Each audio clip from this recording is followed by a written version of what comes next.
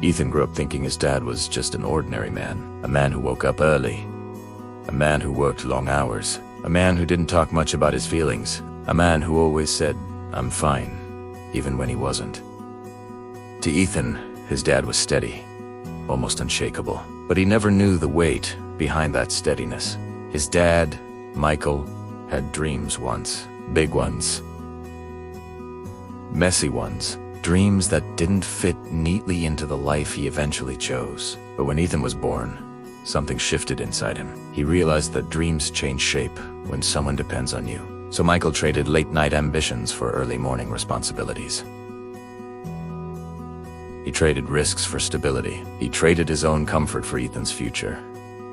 Not because he had to, but because love quietly rearranges your priorities. Michael skipped meals so Ethan never had to. He wore the same jacket for years so Ethan could have new shoes. He worked overtime so Ethan could join the school trip. He stayed awake at night worrying so Ethan could sleep peacefully. He never complained.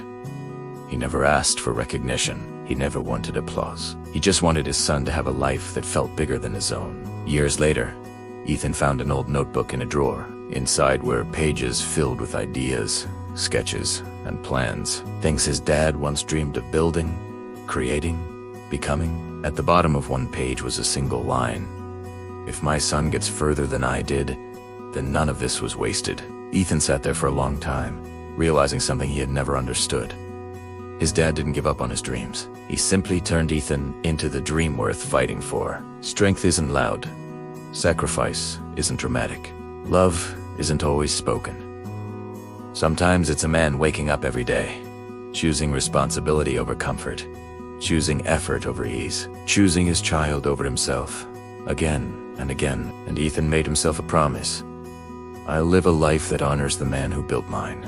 Because the greatest gift a father gives his son is the example of what it means to love without limits.